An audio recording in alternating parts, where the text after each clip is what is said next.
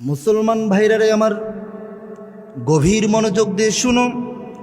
পৃথিবীর বুকে কোনো জাতি অথবা কোনো গোষ্ঠী যদি ক্ষমতায় আসে, তাহলে আল্লাহ রব্বুল আলামিনের চারটা কর্তব্য অবশ্যই মানতে হবে। আল্লাহ রব্বুল আলামিন সূরাতুল হজ 22 নম্বর সূরা, সূরাতুল হজ 22 নম্বর সূরার 41 নম্বর আয়াতের মধ্যে আল্লাহ রব্বুল আলামিন সুন্দর করে উপস্থাপন করেছেন। আল্লাহ রব্বুল আলামিন বলেছেন, আল্লাযীনা ইম্মাক্কান্নাহুম ফিল আরদি আকামুস সালাতা ওয়া আতাউজ যাকাতা ওয়া আমারু বিল মা'রুফি ওয়া নাহাউ আনিল মুনকার। আল্লাহু আকবার। আল্লাহ রব্বুল আলামিন বলেন, যখন কোনো জাতি বা গোষ্ঠী পৃথিবীতে ক্ষমতা পায়, তাদের চারটা কর্তব্য অবশ্যই মানা লাগবে। এক নম্বর হলো আল্লাযীনা ইম্মাক্কান্নাহুম ফিল আরদ আকামুস সালাম। অবশ্যই নামাজ কায়েম করতে হবে, নামাজ কায়েম করা লাগবে। এখন কেউ যদি ক্ষমতায় আসার পর সে যদি নিজেই নামাজ না পড়ে, তাহলে বলুন তো তার চেলারা কিভাবে নামাজ পড়বে? আর ওই নেতা দিয়ে আমাদের সমাজের কখনো দুর্নীতি বন্ধ হবে না। মুসলমান ভাইরারে আমার গভীর মনোযোগ দিয়ে শুনো। আল্লাহ রব্বুল আলামিন বলেছেন, কেউ যদি ক্ষমতায় আসে চারটা কর্তব্য মানাই লাগবে। এক নম্বর হলো আকামুস সালাম, নামাজ কায়েম করতে হবে। শুধু নামাজ পড়লেই হবে না, নামাজ কায়েমের প্রতিষ্ঠার আন্দোলন করা লাগবে, নামাজ কায়েমের চেষ্টা করা লাগবে। এখন আপনি নামাজ পড়েন, আমি নামাজ পড়ি, এই নামাজই হলে হবে না।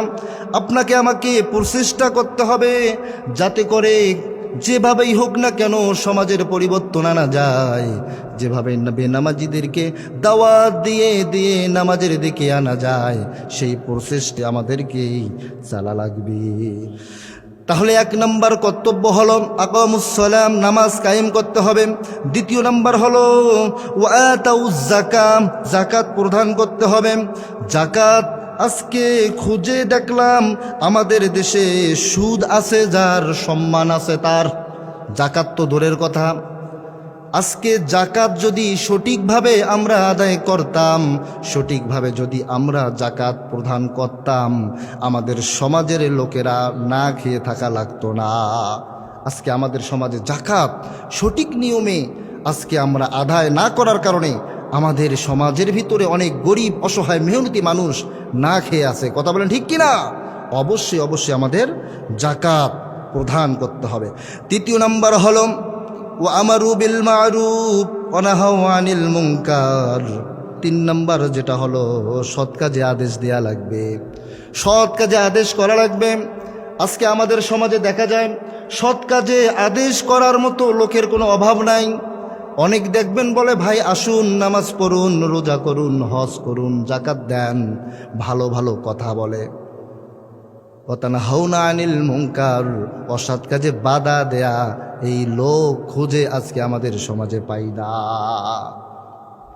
অসৎ কাজে বাধা দেয়া, এই কাজটি করার মতো লোক আমাদের সমাজে পাওয়া যায় না।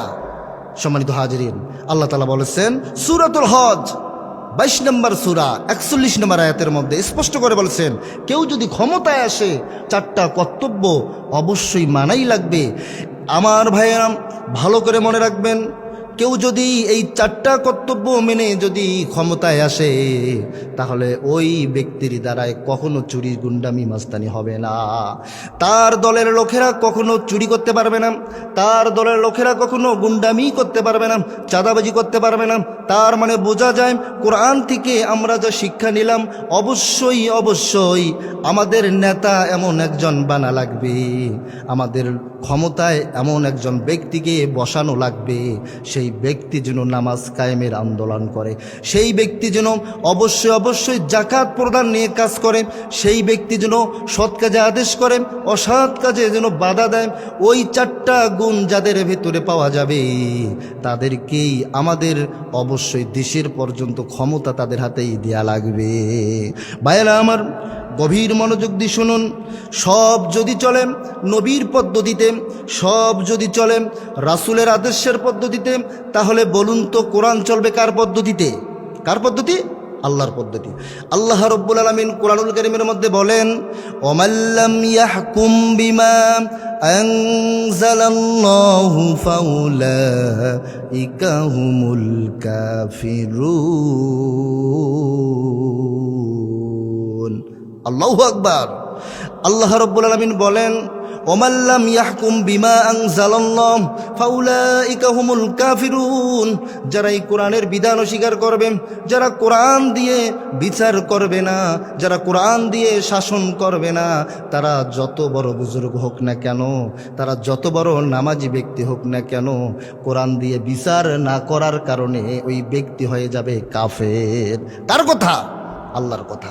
সুতরাং অবশ্যই সব কিছু যদি নবীর পদ্ধতিতে চলে, তাহলে কোরআন দিয়ে অবশ্যই বিচার করতে হবে। এই কোরআন দিয়ে যারা বিচার করবে তাদেরকেই ক্ষমতায় আনতে হবে। কথা বলেন ঠিক কিনা?